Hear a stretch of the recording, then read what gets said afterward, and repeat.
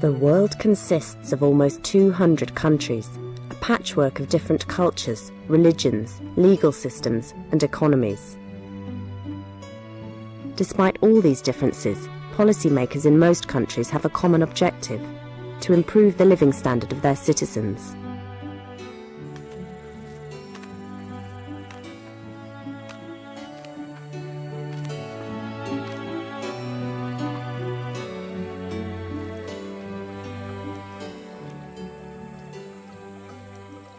I guess what we mean by economic development is a situation where people are really able to fulfil their true potential without having lives shortened by ill health or without living in severe poverty. Economic development can also be defined as the standard of living. How rich are people, not just in monetary terms, but in all aspects of their lives.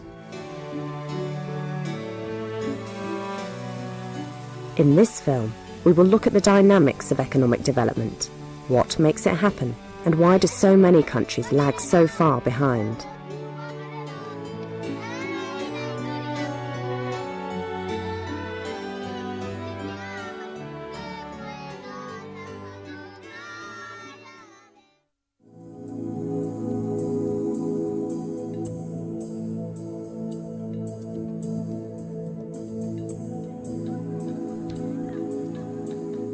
It's important to ask what we mean by a high living standard and how we measure a society's economic development.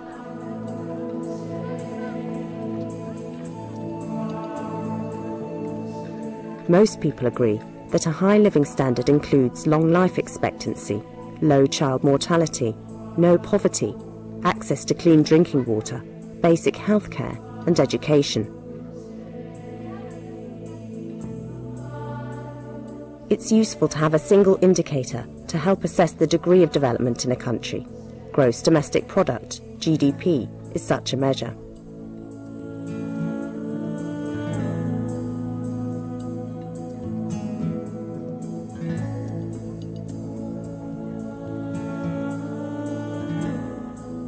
This map shows GDP per capita for the year 2000, measured at purchasing price parity, PPP, which takes into account differences in living costs in the different countries.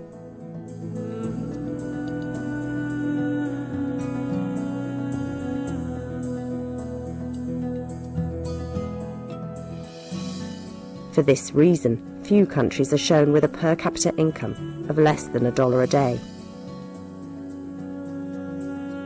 A better measure might be the Human Development Index used by the United Nations, and that includes not only income per head, but also measures of longevity and measures of education. Coming down the hallway here, there are huge variations in income across countries in the world today, and they reflect different levels of economic development. The reclining, relaxing area of the bedroom. This is a 41-inch television. And by American standards, by many of my friends' standards, it will be considered small. A lot of people I know have 50, 60, even greater than 60-inch televisions. The range of development is so huge that 80% of world income is generated by just 10% of its population, while the remaining 90% of the world's population currently generates only a fifth of world income. So the standard of living in America, with a per capita income of around $40,000, is worlds apart from, say, Ethiopia, with a per capita income of $800. You can see that he is wasted, and on top of that, I can feel that his bones are not that strong right inside him, which shows that he has deficiency of vitamins or few very important minerals. Indeed, some estimates suggest that almost half the world's population lives on less than $1 a day. What could possibly explain these differences, and how can these inequalities be reduced?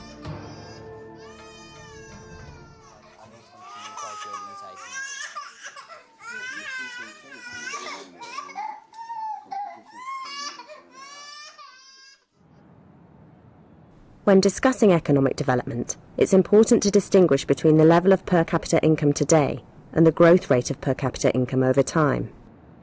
For example, in 2003, some of the countries with the highest income levels in the world were Norway, Canada, the United States, and Switzerland, But the fastest growing countries mostly included low-income countries, such as Angola, Chad, China, and Mongolia.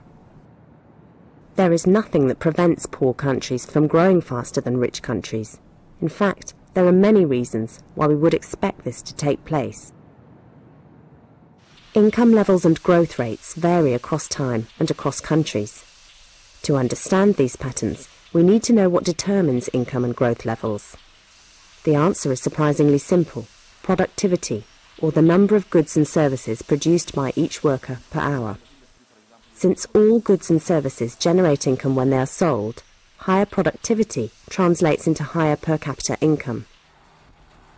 If an American worker is more productive than a worker in Bangladesh, then the living standard, measured by income per capita, should be higher in America.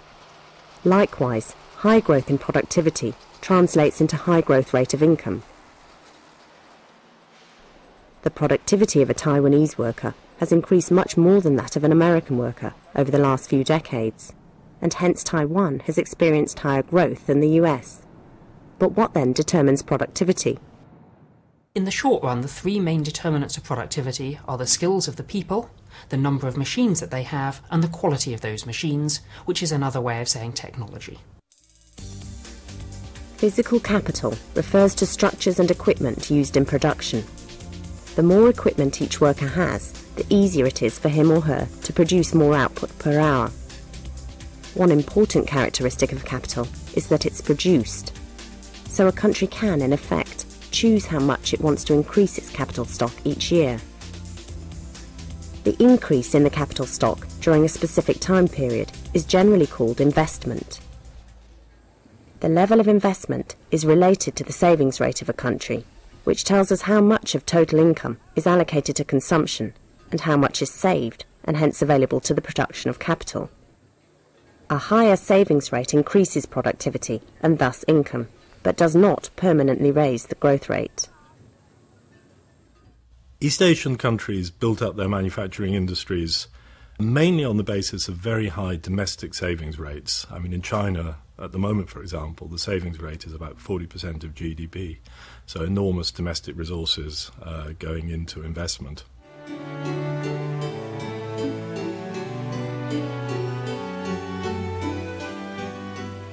It is still to some extent the consensus amongst policymakers that a country can achieve faster economic growth and increase its living standard more rapidly by increasing investment.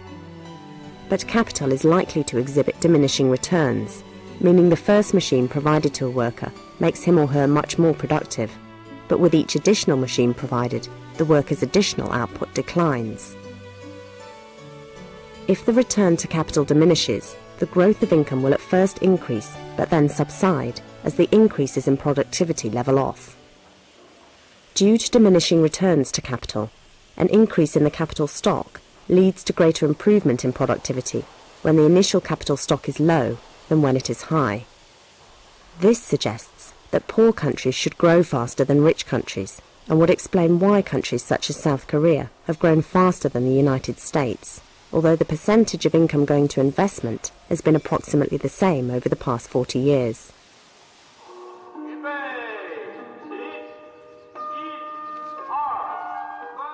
Human capital refers to the stock of knowledge embodied in a person due to education, training, and experience.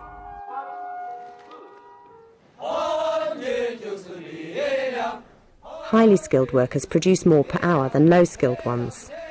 This is an important reason why developed countries exhibit higher productivity and a better living standard.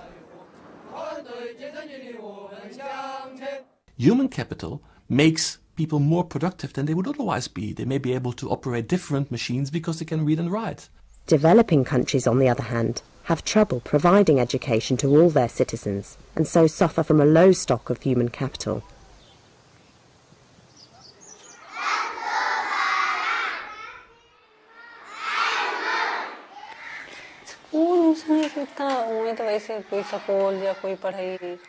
There were